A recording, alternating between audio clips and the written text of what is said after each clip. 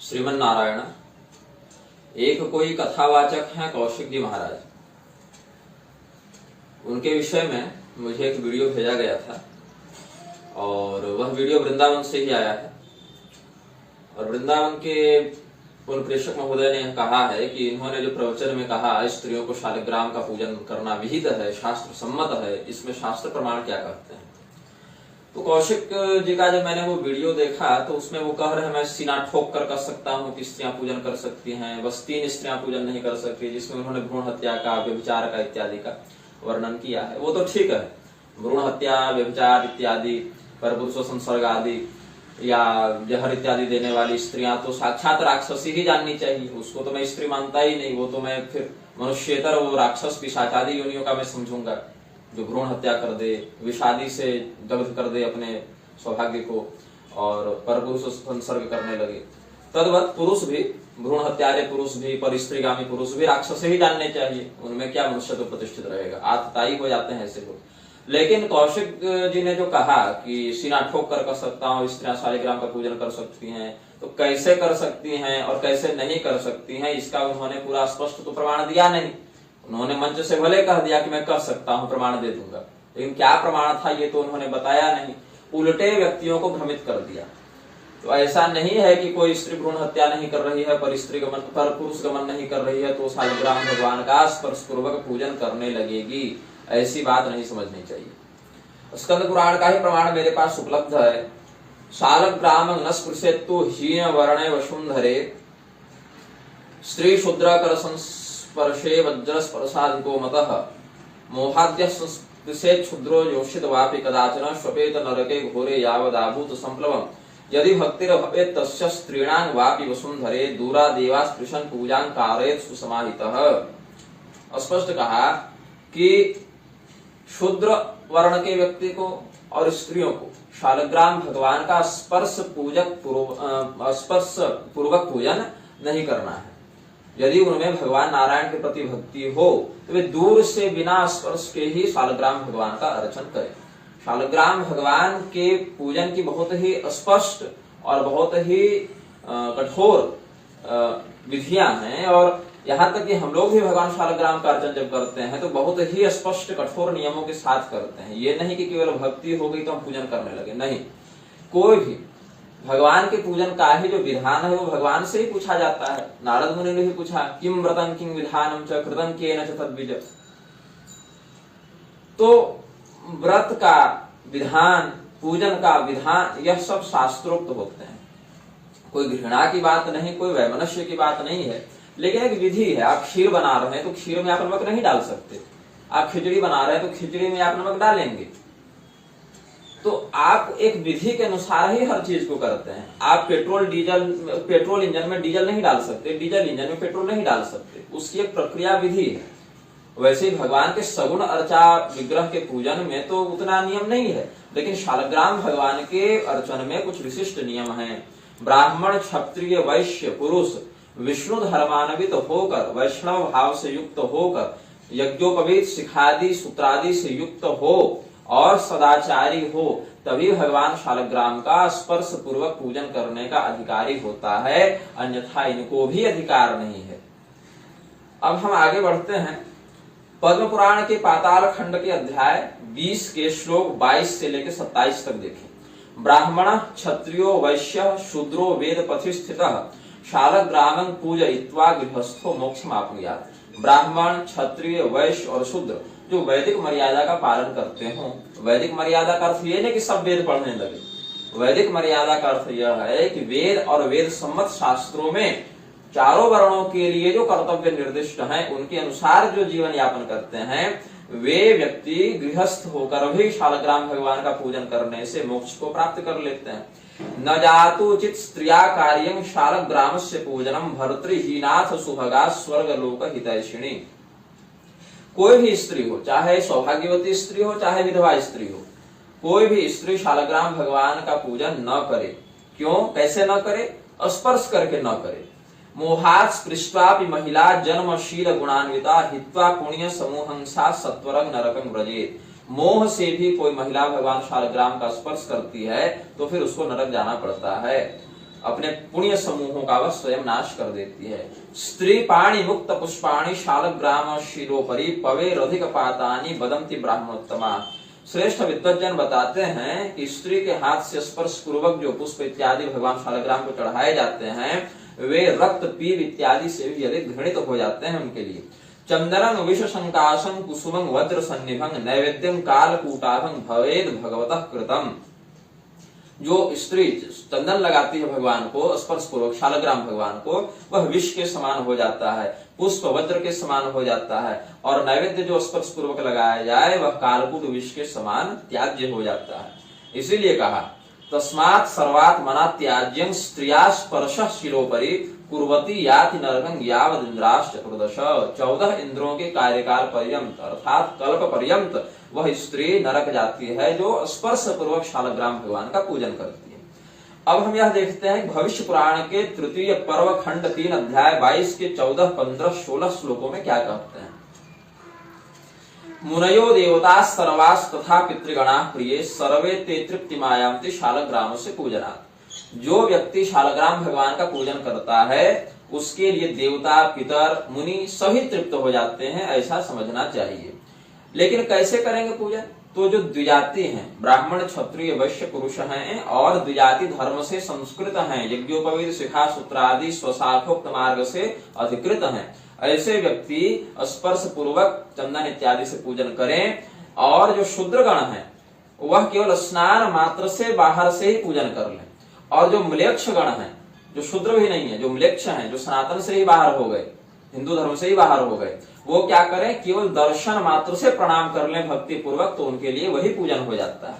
मतलब पूजन तो सभी कर ही रहे हैं लेकिन अलग अलग विधि और पद्धति के आश्रय से, और सबको वही फल मिल रहा है। ये नहीं कि ब्राह्मण ने चंदन लगा के पूजन कर दिया तो अधिक फल मिल गया और म्लेच्छ ने बस देखकर नमस्कार कर दिया तो उसको कम मिल गया, ऐसा नहीं है। अपनी अपनी विधि से पूजन करने पर ही व्यक्ति को समग्र फल की प्राप्ति होती है। तो जो फल ब्राह्मण को स्पर्श पूर्वक पूजन करने से मिल जाता है वही फल शूद्र आदि को मात्र दूर से पूजन करके मिल जाता है बिना स्पर्श पूर्वक, और वही फल म्लेच्छों को मात्र दर्शन करके विनय भाव से प्रणाम कर लेने से भक्ति से ही वही फल मिल जाता है, ऐसा समझना चाहिए। कैसे कहा, द्विजातिभिस्त्रिवर्णैश्च पूजनम चंदनादिकैः शूद्रैश्च स्नान मात्रेण भक्ति भावेन पूजनम म्लेच्छैश्च दर्शनं पुण्यम् विनयाद भक्ति भारतः शालग्राम स्वयं ब्रह्म सच्चिदानंद विग्रह तस्य दर्शन मात्रेण क्षयं यास्यन्ति वैमलाः। ये कहा। अब हम देखते हैं वराह पुराण के अध्याय 186 के श्लोक 48, 49, 50 और 51 में सर्वैर वर्णैस्तु संपूज्याः प्रतिमाः सर्वदेवता। सभी देवताओं की प्रतिमाएं सभी वर्णों के द्वारा पूजनीय है, अपने अपने मंत्रों के विधान से। ब्राह्मण क्षत्रिय वैश्य शूद्र इन सबों के द्वारा सभी देवताओं की प्रतिमा पूजनीय होती है।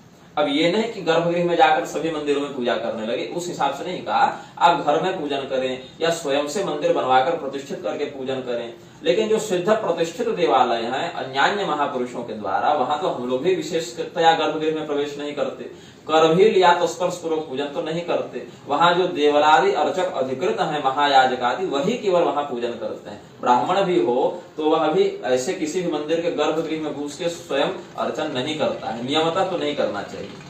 अब क्या कहा, सर्वैर वर्णैस्तु संपूज्या प्रतिमा सर्वदेवता लिंगानि अपि तु पूज्यानि मणिभिः कल्पितास्तथा। प्रतिमाओं का और लिंगों का पूजन भी करें, सभी वर्ण करें। तो लिंग में दो आते हैं, हरलिंग और हरिलिंग।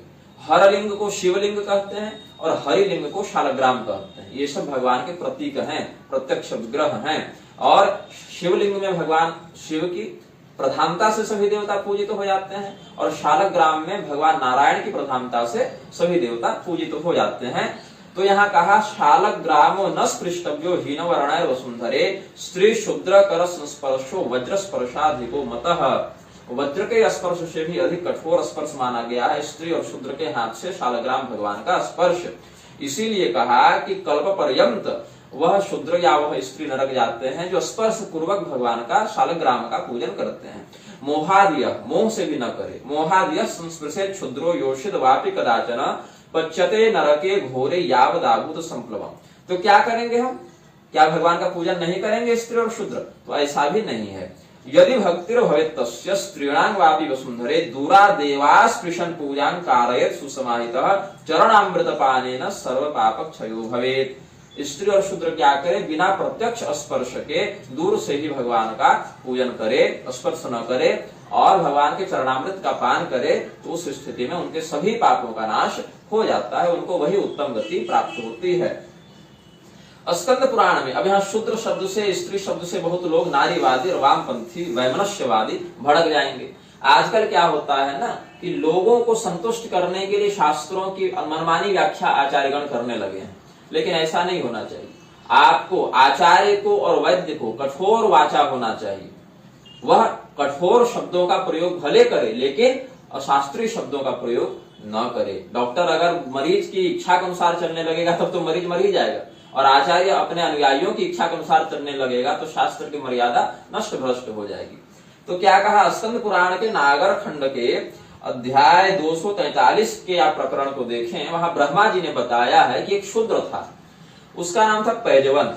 शूद्र पैजवनो नाम गार्हस्थ्यात् शुद्धिमाप्तवान् धर्म मार्गा विरोधेन तन्निबोध महामते। एक अत्यंत शुद्ध बुद्धि वाला, एक धर्म मार्ग पर स्थित रहने वाला शूद्र था, जिसका नाम था पैजवन। आसीत पैजवन शूद्र पुरा त्रेता युगे किल स्वधर्म निरतः ख्यातो विष्णु ब्राह्मण पूजकः न्यायागत धनो नित्यं शांतं सर्वजनप्रियः सत्यवादी विवेकज्ञस्तस्य भार्या च सुंदरी धर्मोढ़ा वेद विधिना समान कुरजाशुभा पतिव्रता महाभागा देवद्विज हिते रता काश्यां संबंधिता बाला वैजयंत्यां विवाहिता सा धर्माचरणे दक्षा वैष्णव व्रतचारिणी। तो ये जो शूद्र थे पैजवन, ये त्रेता युग में हुए थे और भगवान विष्णु के और ब्राह्मणों के बहुत बड़े भक्त थे। ये अपने धर्म में स्थित थे, जो न्याय पूर्वक उपार्जन हो जाए उसी धन का उपभोग करते थे, मतलब सत्यनिष्ठ व्यक्ति थे। उन्होंने कभी कोई चोरी डकैती नहीं की, अन्याय से कोई गलत काम से, भ्रष्टाचार से धन अर्जित नहीं किया, शांत चित्त थे, सर्वजनक प्रिय, सभी लोगों की वो प्रिय थे, कोई व्यक्ति उनसे द्वेष नहीं करता था, सत्य बोलने वाले थे, विवेकी थे। और उन्हीं के कुल में समान कुलजा, मतलब शूद्र वर्ण में ही उत्पन्न उनकी पत्नी थी, सुंदर पत्नी थी, जो पतिव्रता थी और धर्म को जानने वाली थी, देवता और द्विजों की सेवा में रत रहती थी, और वह काशी की थी। उसका नाम था वैजयंती, और वैजयंती से ही, धर्माचरण में दक्ष वैजयंती से ही पैजवन शूद्र का विवाह हुआ था। तो इनके फिर संतान इत्यादि होती है। आगे इन्होंने क्या क्या यज्ञ किए, क्या क्या दान किए, पाक यज्ञ इन्होंने किया था और लाखों स्वर्ण मुद्राएं दान की थी पैजवन शूद्र ने। और भगवान शिव का और भगवान विष्णु का ये बहुत ही श्रेष्ठ व्रत करते थे। कितने इन्होंने तालाब बनवाए, कितने धर्मशालाएं बनवाई, कहाँ कहाँ प्याव लगवाए और कहाँ कहाँ कंबल इत्यादि दिए, सब कुछ इन्होंने किया है अपना। फिर आगे इन्होंने अपने जीवन को सफल करने के लिए हर प्रकार से धर्म का आचरण किया। अब एक बार क्या हुआ, इनके यहाँ पर गालव मुनि का आगमन हुआ। पैजवन शूद्र के यहाँ गालव मुनि आए। गालव मुनि कौन है? विश्वामित्र जी के पुत्र हैं। विश्वामित्र जी कौन है? कौशिक नाम से विश्वामित्र जी प्रसिद्ध हैं। और कौशिक जी महाराज ने शालग्राम प्रकरण भी यहाँ पर कहा है। तो कौशिक महाराज ने शालग्राम जी में स्त्रियों का स्पर्श पूर्वक पूजन विहित बता दिया, और कौशिक मुनि के विश्वामित्र जी के पुत्र गालव जी यहाँ पर क्या बताते हैं, इसका प्रकरण आप देखें। तो क्या कहा, पैजवन शूद्र ने जब गालव मुनि आए तो उनको बड़ा प्रेम से, सम्मान से उनका स्वागत सत्कार किया, बढ़िया आसन पर बैठाया, और फिर उनके सामने भगवान की स्तुति, प्रशंसा, सत्संग इत्यादि करने के बाद क्या कहते हैं कि मुनिं पैजवनो नाम सच्छुद्रः प्राह सम्मतः किमागमन कृत्यं ते कथयस्व प्रसादतः। जब गालव मुनि का आतिथ्य सत्कार हो गया, ऋषि बैठ गए, स्वस्थ चित्त हो गए, यात्रा की थकान दूर हो गई, तो पैजवन ने कहा कि भगवान आप हमें बताएं कि हमारे यहाँ किस कृपा को करने हेतु आपका आगमन हुआ है, आप क्यों हमारे यहाँ आए हैं, प्रसन्न चित्त होकर बताएं। को वा तीर्थ प्रसंगश्च चातुर्मास्ये समीपगे गालवः प्राह सच्छुद्रं धार्मिकं सत्यवादिनम। तो उस शूद्र को, कैसा शूद्र था? सत शूद्र था, मतलब अच्छा शूद्र था। तो उससे गालव मुनि ने कहा कि वो पूछा कि हो सकता है चातुर्मास से आ रहा हो, तो आप किसी तीर्थ में जा रहे हो, या हमारे यहाँ चातुर्मास से बिता दें, आप 4 महीने का व्रत कर रहे हैं, तो आप बताइए कैसे आए। तो उन्होंने कहा कि मैं बहुत दिनों से तो तीर्थों में भ्रमण कर ही रहा हूँ, अब मैं चाहता हूँ कि तुम्हारे ही यहाँ हम चातुर्मास इस बार करें। आषाढ़ शुक्ल एकादश्याम करिष्ये नियमं गृहे नारायण से प्रत्यर्थम श्रेयोर्थम चात्मनस्तथा। तो उन्होंने कहा कि तीर्थों में तो बहुत हो गया, अब एक बार तुम्हारे घर में भी हम चातुर्मास व्रत करें, ऐसा विचार है। तो पैजवन ने क्या कहा, मामनुग्रहजान बुद्धिं गृहीत्वं द्विजपुंगव वेदेधिकारो नैवास्ति वेद सार जपस्य वा पुराण स्मृति पाठस्य तस्मात् किंचित् वदस्व मे तत्वात्म सदृशम किंचित भाति रूपम महाफलम चातुर्मास्य विशेषेण मुक्ति संसाधकं वद। तो गालव मुनि ने बताया कि मैं तुम्हारे यहाँ चातुर्मास्य करूंगा।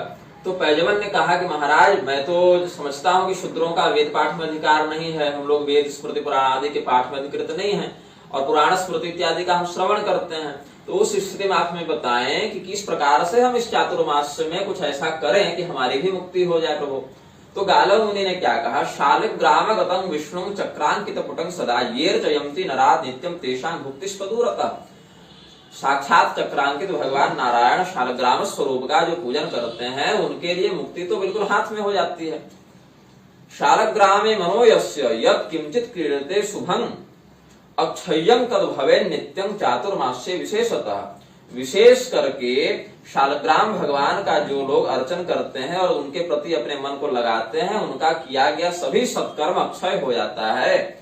इस प्रकार से भगवान शालग्राम का वर्णन करके कहा कि कोई भी नदी का जल मिला दो, शालग्राम भगवान का स्पर्श अगर किसी भी नदी के जल में हो जाए तो महातीर्थ हो जाता है। और किसी भी प्रकार का पुण्य करना हो, किसी प्रकार का तीर्थ का फल प्राप्त करना हो, वहां न जा सकते हो तो शालग्राम भगवान के सानिध्य से वह भी प्राप्त हो जाता है, ऐसा कहा। फिर कहा, ब्राह्मण क्षत्रिय विषांग सच्छूद्राणाम अथापि वा शालिग्रामाधिकारोस्ति न चान्येषां कदाचन। ब्राह्मण, क्षत्रिय, वैश्य और सतशूद्र का अधिकार है शालग्राम पूजन में, अन्य जनों का नहीं है। तो गालव जी के इस बात को सुनकर पैजवन ने क्या कहा, ब्राह्मण वेद विदान श्रेष्ठ सर्व शास्त्र विशारद स्त्री शूद्रादि निषेध होयं शालिग्रामे ही श्रूयते मादृशत्वं कथं शालिग्राम पूजा विधि वद। कि हे ब्राह्मण, आप सभी शास्त्रों को जानने वाले हैं और मैंने सुना है कि स्त्री और शूद्र शालिग्राम भगवान का पूजन नहीं कर सकते हैं। तो इस स्थिति में हमको किस प्रकार से पूजन करना चाहिए, क्योंकि एक तरफ कहते हैं नहीं करना चाहिए, एक तरफ आप बता रहे हैं करना चाहिए, तो कैसे करें और कैसे ना करें इस पर आप हमें मार्गदर्शन करें।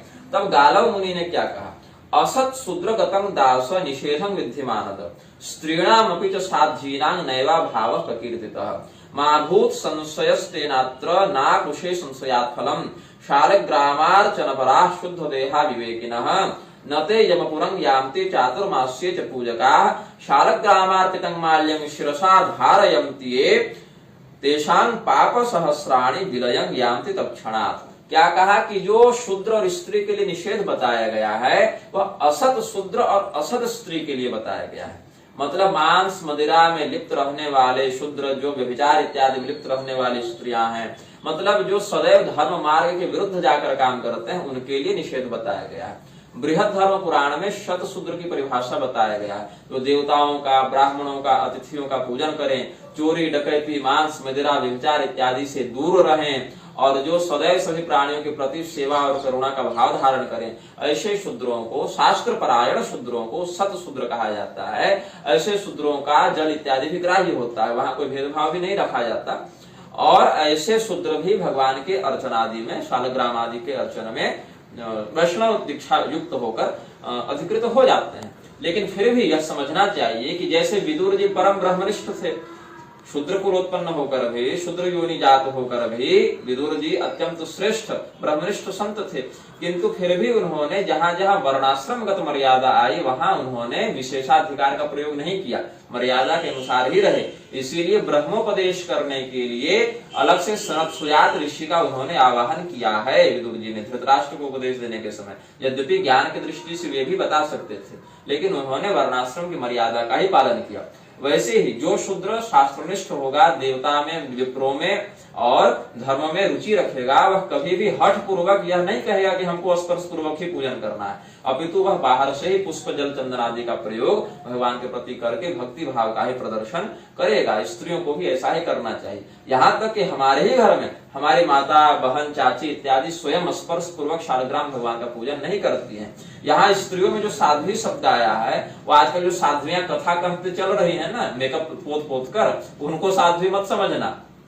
स्वयं ही लोग बिगाड़ रही हैं और परलोक भी बिगाड़ रही हैं।